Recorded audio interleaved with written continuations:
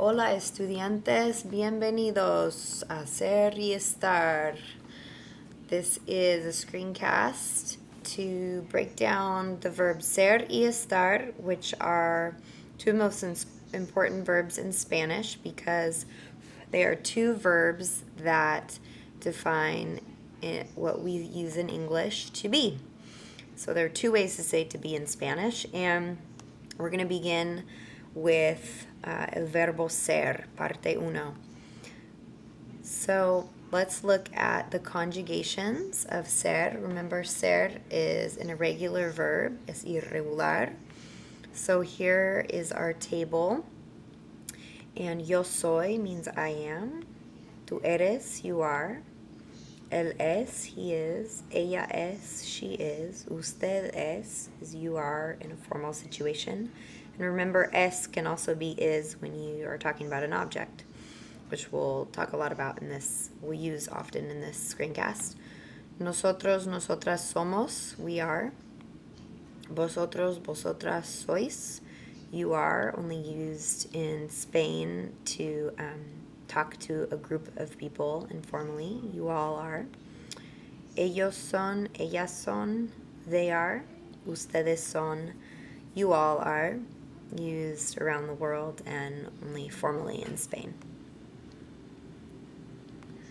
So let's look at some of the different ways, situations in which ser is used. Here's the first is profession, profesión. La señora Reed es profesora de español. Yo soy un policía. Albert Einstein, tú eres un buen científico. You are a good scientist. Laura y Juan son dentistas muy buenos. Laura and John are very good dentists. So, there's our first example. Here's another. Origen y nacionalidad. Origin and nationality. El señor Eastern es de España. Es español. So remember when we say es de, it means someone is from. That's the origen, the origin. And es español, he is Spanish. That would be the nationality. Marcos, ¿eres tú de Argentina? Another example of origen. Are you from Argentina? Yo soy de Bogotá. I am from Bogotá, Colombia. Another example of origen. Vosotros sois costarricenses. Here's an example of nationality. You all are from, or all are Costa Rican. Here's another. La hora, la fecha y las estaciones. The time, the date, and the seasons. Es la una, necesito comer. It's 1 o'clock, I need to eat. And remember, when we tell time beyond 1 o'clock, we use son las 12 menos cuarto de la tarde. It's 11:45 or almost noon. Hoy es el 5 de mayo. Qué bueno. Today's 5 de mayo. Great. And there's our first example of date, la fecha. Finalmente es el verano. Tenemos vacaciones. Finally, it is summer. We have vacation. So there's our seasons example. Next one may be the most useful to you. This is when we want to describe something. Descripción o características. And these can be both physical or personality descriptions, descriptions of identity. So, identidad. Ustedes son altos e inteligentes.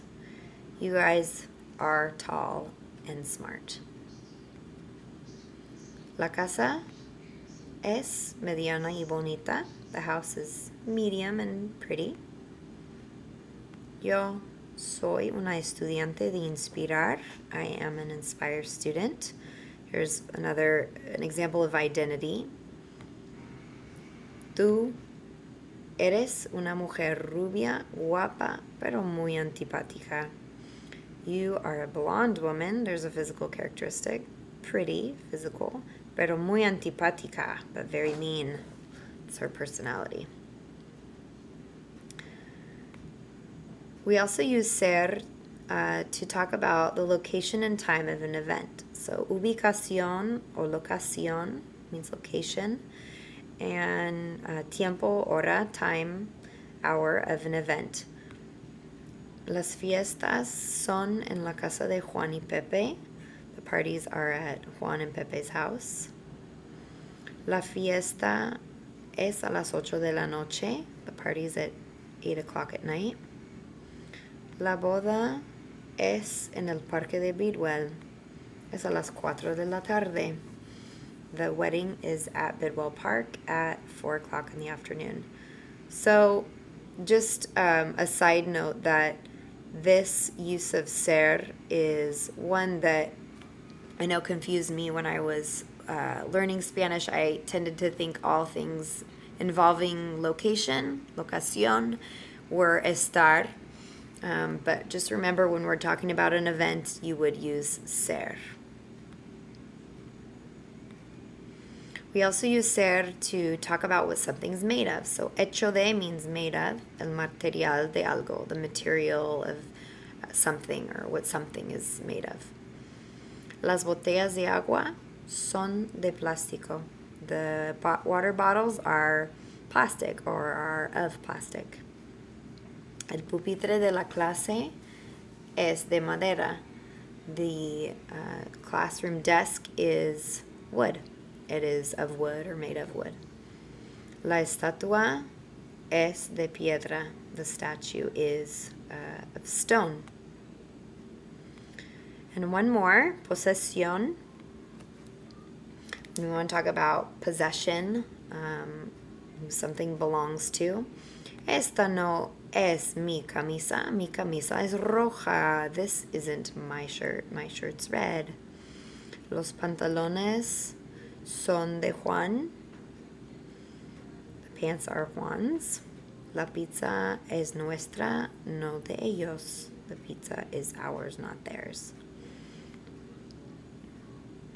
So here is a recap of all of the situations in which we use ser.